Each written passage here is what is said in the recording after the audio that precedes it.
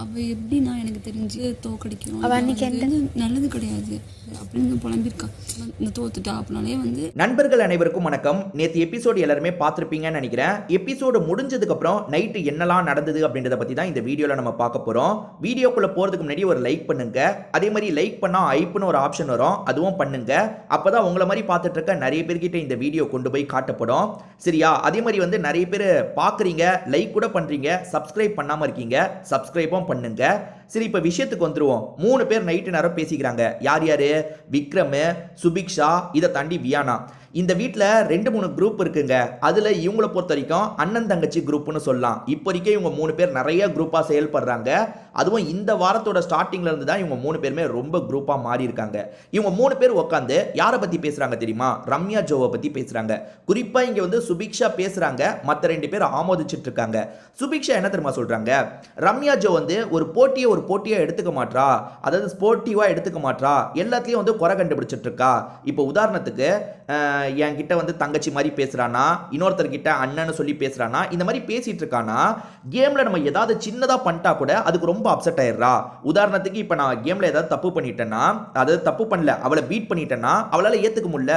சுபிக்ஷா இந்த மாதிரி பண்ணிட்டா, சுபிக்ஷா அந்த மாதிரி பண்ணிட்டா, அவளை நான் தங்கச்சி மாதிரி பார்த்தேன், ஆனா அவ இப்படி பண்ணிட்டான்ற மாதிரி வேற யார்கிட்டயாவது சொல்றா. உதாரணத்துக்கு இப்ப கனியாக்கா கூட சபரி அண்ணன் கூட எல்லாம் க்ளோஸா இருந்துட்டு இருக்கா.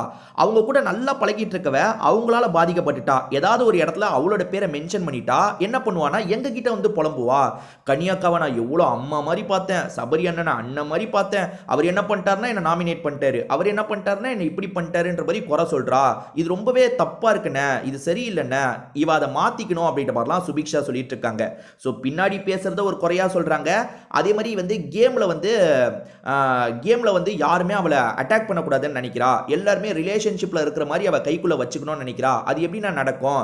இப்ப கேம்னு வந்துருச்சுன்னா மாத்தி மாத்தி நம்ம சொல்லிக்க வேண்டியதான் வரும். இப்ப நீங்களும் நானுமே இப்படி பழகிட்டு இருக்கோம். நாளைக்கு கேம்ல ஒரு பிரச்சனைனா நான் உங்களே அட்டாக் பண்ண வேண்டியதான் வரும். அதுக்கு என்ன பண்ண முடியும் அப்படின்ற மாதிரிலாம் சுபிக்ஷா கேட்குறாங்க. சுபிக்ஷா, நீ அட்டாக் பண்ணிடுவியாமா?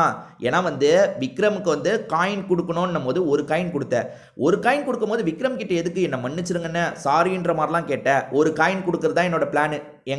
நான் ஜெயிக்கணும், அதுக்கு எல்லாருக்கும் ஒரு காயின் தான் தரப்போறாங்க, ஒரு காயின் தான் தரப்போறேன், இந்தாங்க விக்ரம் ஒரு காயினை பிடிங்கன்னு சொல்லியிருக்கலாம்ல, நீ எதுக்குமா அவ்வளோ சொன்ன? அண்ணன் மன்னிச்சிருங்கண்ணே அப்படின்ற மாதிரி ஒரு காயினை கொடுத்த, நீ எதுக்கு அவ்வளோ சென்டிமெண்ட்டாக பேசின? கேமு தானே. விக்ரம நாளைக்கு பிரச்சனைன்னு வந்தால் நம்மளுக்குள்ளேயே கூட சண்டை போட்டுக்க வேண்டி வரும், அதுக்கும் இதுக்கும் சம்மந்தம் கிடையாதுன்னு தான் நான் சொன்னேன். அப்போ விக்ரமுக்கு இந்தாங்க ஒரு காயின்னு தந்திருக்கலாம்ல.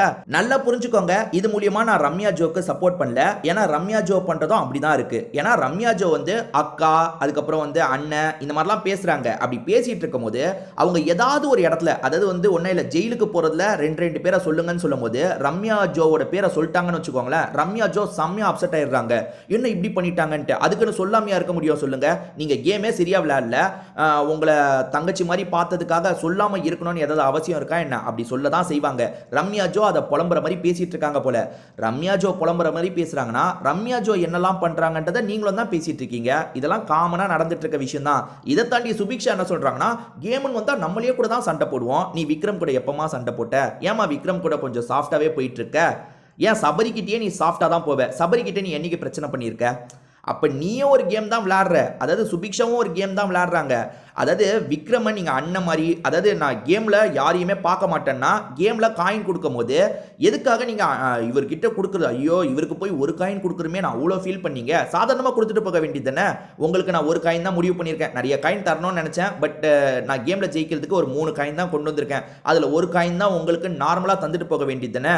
அந்த இடத்துல பயங்கரமா எமோஷனலா பேசியிருப்பாங்க. ஏன் தந்து முடிச்சதுக்கு அப்புறமா அண்ணன் உங்களுக்கு வருத்தம் இல்லைல்லண்ணே, அப்படி இல்லைண்ணே, இப்படி இல்லைல்லன்ற மாதிரி கேட்டிருப்பாங்க. கேம் தானே விளையாண்ட, நீ சாதாரணமா தந்துட்டு போயிருக்கலாம்ன்ற மாதிரி தான் எனக்கு தோணுது. ரம்யா ஜோ பத்தி இவங்க இப்படி சொல்லும் போது எனக்கு தோணுது. ஸோ ரம்யா ஜோ அப்படி பண்றாங்களான்னு கேட்டீங்கன்னா ஆமா, நீங்க அதை நோட் பண்ணிருக்கீங்களா அப்படின்றத சொல்லுங்க. ஏன்னா நான் 2-3 இடத்துல நோட் பண்ணியிருக்கேன், ரம்யா ஜோ அந்த மாதிரி தான் பண்றாங்க. அதாவது நாமினேஷன்ல வந்துடக்கூடாது, இந்த ஜெயில் விஷயத்துல வந்துடக்கூடாது. ரம்யா ஜோலாம் ஜெயிலுக்கு போற நிலைமை வந்துருச்சுன்னா ஜெயில உட்காந்து அழுவாங்க. இப்ப பார்வதி சிரிச்சுக்கிட்டே உள்ள போறாங்கல்ல, எல்லாருமே சிரிச்சுக்கிட்டே தான் உள்ள போனாங்க. ஆனா ரம்யா ஜோ ஜெயிலுக்கு போகும்போது இப்படி பண்ணிட்டாங்களேன்னு அழுது புலம்புவாங்க. நீங்க வேணா பாருங்க. சரி, இதை பத்தி உங்களோட கருத்தை நீங்க கமெண்ட் செக்ஷன்ல ஷேர் பண்ணுங்க.